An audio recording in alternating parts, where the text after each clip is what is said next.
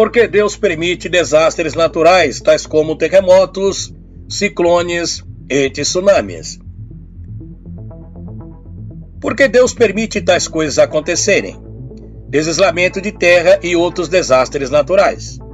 O tsunami no final de 2004 foi uma tragédia na Ásia. O furacão Katrina em 2005 na região sudeste dos Estados Unidos e os deslizamentos de 2006 nas Filipinas fizeram com que muitas pessoas questionassem a bondade de Deus. É agoniante quando pessoas se referem a desastres naturais como atos de Deus, quando nenhum crédito é dado a Deus por anos e décadas e até mesmo séculos de clima pacífico. Deus criou o universo e as leis da natureza, como está registrado em Gênesis capítulo 1, versículo 1. A maioria dos desastres naturais são o resultado dessas leis funcionando. Ciclones, furacões e tornados são resultado de leis do estado atmosférico que são divergentes e colidem. Terremotos são o resultado da estrutura da base da Terra se deslocando. Um tsunami é causado por um terremoto debaixo da água. A Bíblia proclama que tudo subsiste em Jesus Cristo, como está em Colossenses capítulo 1, versículos 16 ao 17. Deus pode prevenir desastres naturais, com certeza. Deus às vezes influencia o clima, sim, com certeza.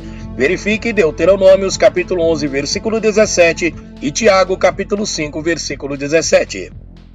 Será que Deus às vezes causa desastres naturais como o julgamento contra o pecado? Sim.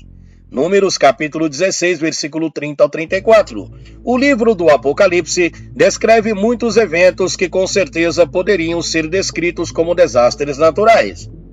Apocalipse capítulo 6, o capítulo 8 e o capítulo 16. Será que todo desastre natural é uma punição de Deus? Absolutamente não. Da mesma forma que Deus permite que pessoas más cometam atos de maldade, Deus permite que a terra demonstre as consequências do pecado contra a criação. Romanos capítulo 8, versículos 19 ao 21 diz: a ardente expectativa da criação guarda a revelação dos filhos de Deus, pois a criação está sujeita à vaidade, não voluntariamente, mas por causa daquele que a sujeitou, na esperança de que a própria criação seja redimida do cativeiro da corrupção, para a liberdade da glória dos filhos de Deus. A queda da humanidade em pecado afetou tudo, incluindo o universo onde habitamos. Tudo na criação está sujeita à vaidade, à corrupção, o pecado e a causa principal para os desastres naturais, da mesma forma que é a causa principal para a morte, doenças e sofrimento. Podemos entender por que as catástrofes naturais ocorrem. O que não entendemos é por que Deus permite que ocorram. Porque Deus permite que tsunami matasse mais de 225 mil pessoas na Ásia. Porque Deus permite que o furacão Katrina destruísse as casas de centenas de milhares de pessoas. Por um lado, esses eventos abalam a nossa confiança na vida e nos obrigam a pensar sobre a eternidade. As igrejas são normalmente preenchidas depois de desastres, quando as pessoas percebem quão frágeis suas vidas realmente são e como a vida pode ser tirada em um instante. O que podemos saber é que Deus é bom. Há tantos milagres surpreendentes que acontecem ao mesmo tempo nos desastres naturais. É só você que não quer ver, prevenindo uma quantidade ainda maior de mortes. Desastres naturais causam milhares de pessoas a reavaliar as suas próprias vidas e suas atitudes. Centenas de milhares de dólares em ajudas são enviadas para as pessoas que estão sofrendo. Os ministérios cristãos têm a oportunidade de ajudar, ministrar e aconselhar, orar e levar pessoas a terem fé em Cristo.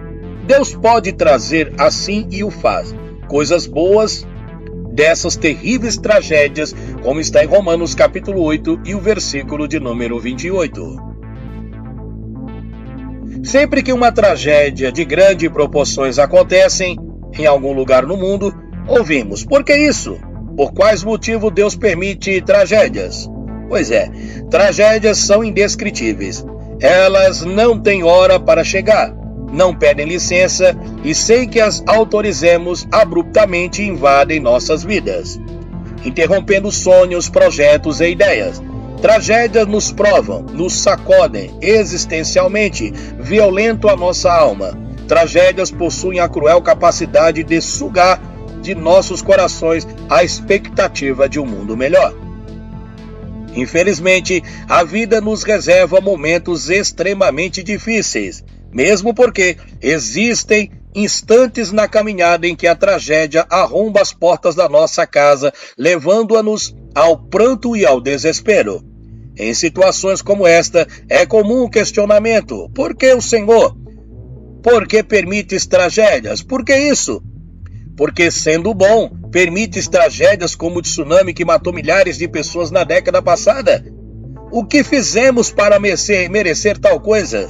Ora, não quero ser simplista em tentar explicar tragédias, até porque nem sempre nos é possível fazê-la. Todavia, as Sagradas Escrituras nos apontam um Deus soberano que tudo sabe, tudo vê e que nas entrelinhas nos ensina a confiar exclusivamente nele. Ademais, a Bíblia também nos mostra que, devido ao pecado de Adão, toda a natureza sofreu as consequências de sua desobediência. E, em outras palavras, tsunami, terremotos e furacões apontam de forma efetiva para a criação caída que geme, esperando o dia da redenção. Tudo bem, talvez você esteja dizendo, mas será que ele não poderia impedir desses desastres acontecerem? Afinal de contas, ele é bom, diria muitas pessoas. Sim, Deus poderia impedir desastres naturais em inúmeras vezes, devido à sua bondade e misericórdia. Ele o fez no decorrer da história da humanidade. As Escrituras e os relatos de crentes de todas as gerações nos mostram isso. Todavia, Deus às vezes usa os desastres naturais como um amplificador de sua voz, cujo objetivo é mostrar aos homens a finitude de suas vidas, bem como a necessidade de nos voltarmos ao Criador.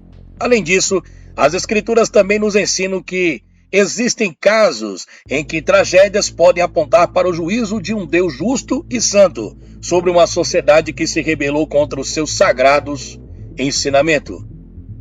No livro do Apocalipse, no capítulo 16, versículo 8, nós podemos observar que o Criador, ele se utiliza da própria natureza para corrigir a humanidade. E mesmo ele se utilizando da natureza, as pessoas não querem glorificar e se arrepender dos seus atos pecaminosos.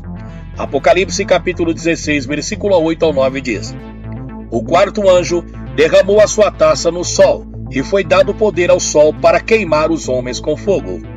Estes foram queimados pelo forte calor e amaldiçoaram o nome de Deus, que tem domínio sobre estas pragas. Contudo, recusaram a arrepender-se de seus pecados e a glorificar ao nome do Senhor.